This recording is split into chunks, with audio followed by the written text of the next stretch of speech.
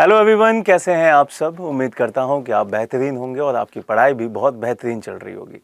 जैसा कि हम सब जानते हैं कि भारत आज की डेट में एक बहुत ही पावरफुल देश बन के उभर रहा है, जिसका एक और आपको उदाहरण मिलेगा जैसा कि आप मेरे पीछे देख रहे होंगे, और वो है K4 बैलिस्टिक मिसाइल। और यहाँ पे DRDO ने एक और नई उपलब्धि अपने नाम कर ली है, और वो क्या है? K4 ballistic missile. चलिए इसके बारे में जान लेते हैं संपूर्ण जानकारी, जो कि हमारे एग्जाम्स के लिए बहुत ज़्यादा महत्वपूर्ण है।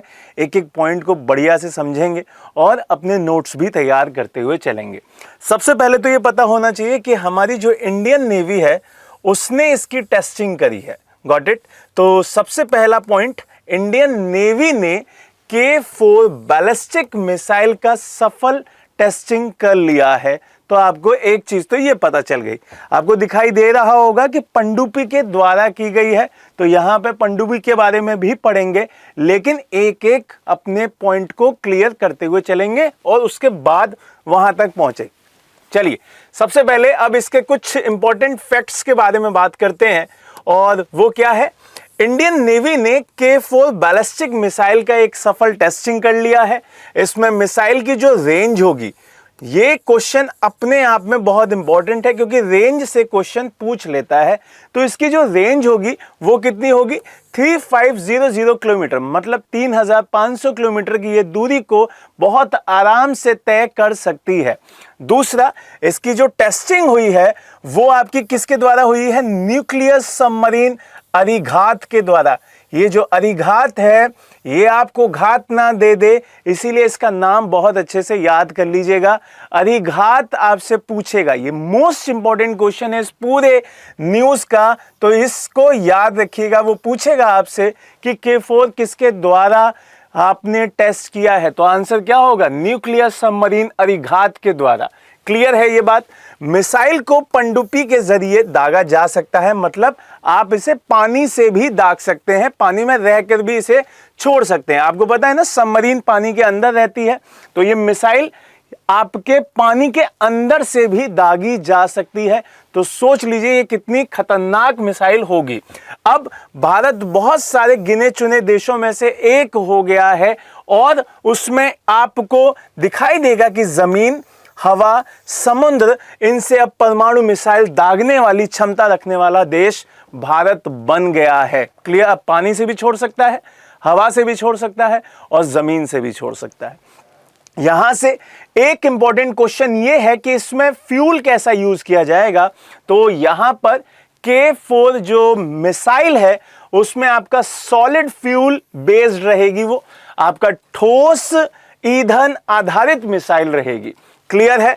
तो ये जिस पे मैंने इंपॉर्टेंट सेगमेंट लिखा वो बहुत इंपॉर्टेंट है। उसके अलावा अब चलते हैं थोड़ा सा Indian ballistic missile defence system के बारे में बात करते हैं। आपको पता होगा कि ये अभी हाल फिलहाल में काफी न्यूज में है। DRDO इस पे बहुत ज्यादा काम कर रहा है और अपने देश को एक मजबूत स्थिति में लाके उसने खड़ा भी कर दिया है। चलिए अब थोड़ा सा इस पे बात करते हैं कि ये होती क्या है। तो यहां से आपको पता होगा जो बैलिस्टिक मिसाइल्स हैं ये डिफेंस सिस्टम को अलग अलग रेंजेस के बैलिस्टिक मिसाइलों से बचाता है और अपनी देश की सेफ्टी करता है। पहला पॉइंट। दूसरा, इसके लिए 2 लेयर वाली हम क्या यूज करते हैं? इंटरसेप्टर मिसाइल्स यूज करते हैं, जो दुश्मन की जितनी भी मिसाइलें होती हैं उसको मार गिराने में सक्षम होती हैं। अब यहां पे वो 2 कौन कौन सी हैं? एक है आपकी पृथ्वी एयर डिफेंस, जिसको हम शॉर्ट फॉर्म में पैड कह देते हैं, पृथ्वी एयर डिफेंस, और दूसरा क्या है? एडवांस एयर डिफेंस, जिसको AAD कहा जाता है। तो ये दोनों आपको याद रखनी है।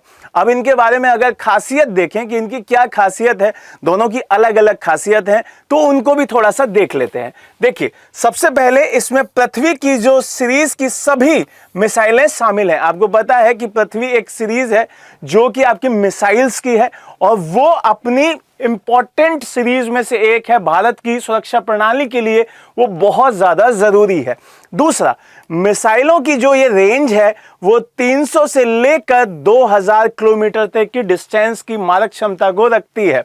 तीसरा पॉइंट, ये जमीन से 80 किलोमीटर ऊपर का टारगेट नष्ट कर सकती है। मतलब मान लीजिए कि यहां पे ये आपका ट्रक खड़ा हुआ है जिस पे आपका मिसाइल लगी हुई है और ऊपर 80 किलोमीटर तक की डिस्टेंस ये कवर कर सकती है। तो ये भी बहुत इंपॉर्टेंट बात है। अब इसकी स्पीड को देखते हैं तो 6000 किलोमीटर प्रति घंटा। तो एक घंटे में ये 6000 प्रति किलोमीटर कंप्लीट कर सकती है। तो ये चीज भी ध्यान रखिएगा। दूसरा, अगर आप देखें एडवांस एयर डिफेंस को, तो यहां पर आपको देखना होगा कि ये मिसाइल सिस्टम 5000 किलोमीटर या उससे ज्यादा की दूरी पूरी कवर कर सकता है।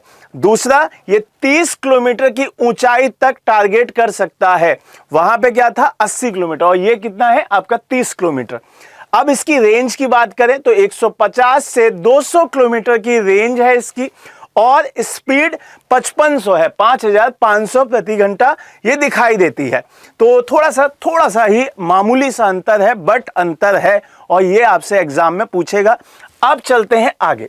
यहां पर आपको दिखाई दे रहा होगा आईएनएस अरिघात की कुछ खास बातें, ये आपके पेपर में पूछी जाएगी। क्यों?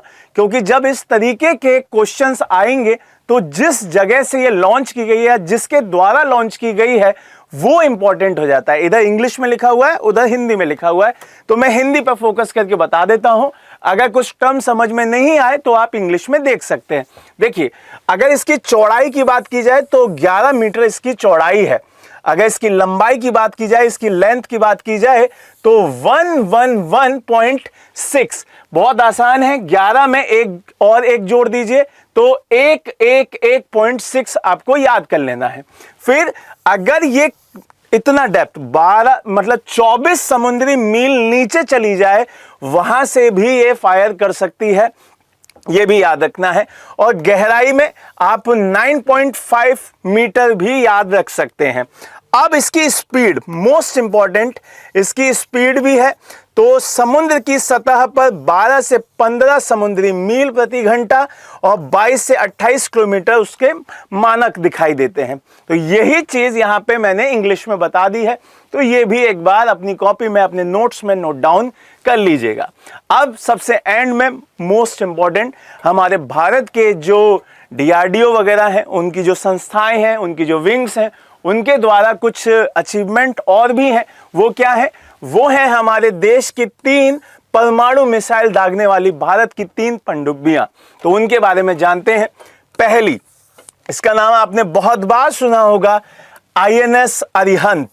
ये बहुत इंपॉर्टेंट है। आईएनएस अरिहंत ये कब लॉन्च की गई थी? ये की गई थी 2009 में। तो ये क्वेश्चन भी पूछा जाएगा। क्यों? क्योंकि अरिघात अभी न्यूज में है, तो अरिघात को ना पूछकर वो क्या पूछ लेगा? वो अरिहंत पूछ लेगा। फिर दूसरा आपको दिखाई देगा आईएनएस अरिघात, जिसको हम S3 भी कहते हैं। तो ये कब लॉन्च हुई थी? ये नवंबर 2017 में लॉन्च हुई थी। फिर एक चौथी है जिसको हमने S4 नाम दिया था और ये नवंबर 2021 में लॉन्च हुई है। तो अभी तक भारत के पास 3 पनडुब्बियां ऐसी हैं जो कि आपकी क्या कर सकती हैं? परमाणु मिसाइल्स को छोड़ सकती हैं। अब यहां पर इसकी कुछ खास पॉइंट्स लिखे हुए हैं जो कि आपके लिए जरूरी हैं जब आप पीसीएस या यूपीएससी का एग्जाम देते हैं, उसके लिए तो बहुत ज्यादा जरूरी है। हमारे वनडे में इन तीनों की लॉन्च ईयर इंपॉर्टेंट दिखाई देती है। अब आपको एक बहुत छोटी सी चीज पता होनी चाहिए कि इस आईएनएस की फुल फॉर्म क्या होती है। बहुत सारे बच्चे आईएनएस की फुल फॉर्म ही भूल जाते हैं। उनको याद हो जाता है कि अच्छा चलो ठीक है, आईएनएस अरिघात है, आईएनएस अरिहंत है। तो ये चीज भी आपको याद होनी चाहिए। तो अब ये चीज मैं आप पे छोड़ के जाता हूं कि आईएनएस की फुल फॉर्म क्या है, ये मुझे कमेंट बॉक्स में जरूर बताइएगा। आपकी पढ़ाई बढ़िया रहे, आप स्वस्थ रहें। जय हिंद, जय भारत।